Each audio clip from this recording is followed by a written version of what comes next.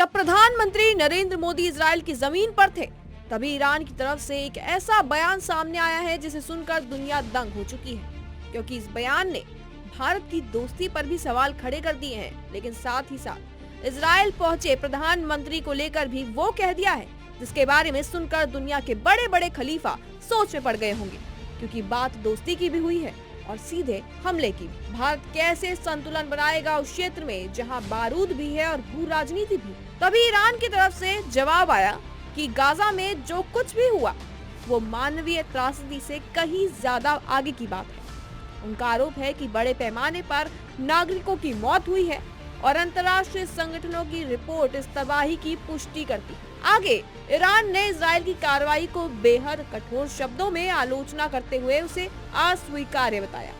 हालांकि ईरान ने ये स्पष्ट कर दिया है कि भारत एक स्वतंत्र देश है और अपने फैसले खुद लेता है, लेकिन साथ ही उम्मीद भी जताई है कि भारत खासकर प्रधानमंत्री की यात्रा के दौरान फिलिस्तीनी लोगों के अधिकारों और आत्मनिर्णय के मुद्दे को भी उठाएगा। बता दें कि इससे ईरान का रुख दो हिस्सों में बंट गया है। पहला, इजराइल की सख्त आलोचना करना और दूसरा, भारत के साथ रिश्तों पर भरोसा ईरान को है। और तो और आपको बता दें कि ईरान ने साफ कहा है कि भारत और ईरान के संबंध ऐतिहासिक, आर्थिक, सांस्कृतिक और राजनीतिक स्तर पर काफी मजबूत है और दोनों देशों के बीच लगातार संवाद बना हुआ है। हालांकि ईरान ने तो ये तक कह दिया है और संकेत दे दिया है कि भारतीय विदेश मंत्री एस जयशंकर के साथ उसके उच्च स्तरीय संपर्क बने हुए हैं और व्यक्तिगत रिश्ते सकारात्मक हैं।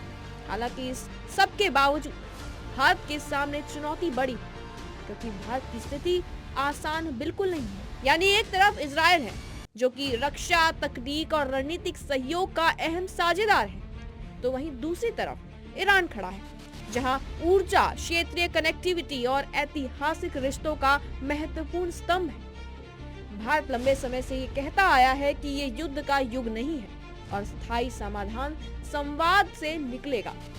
ईरान ने भी अपने बयान में यही उम्मीद जताई है कि भारत क्षेत्र में शांति और स्थिरता के लिए सकारात्मक भूमिका निभाए।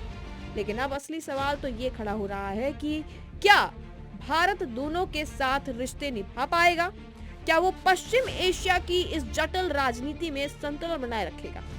दरअसल नई दिल्ली की नीति अब तक ये बिल्कुल स्पष्ट रही है कि किसी भी ब्लॉक की राजनीति नहीं चलेगी। किसी ध्रुवीकरण में भारत शामिल नहीं होगा, बल्कि अपने राष्ट्रीय हितों के साथ साथ शांति की वकालत करेगा।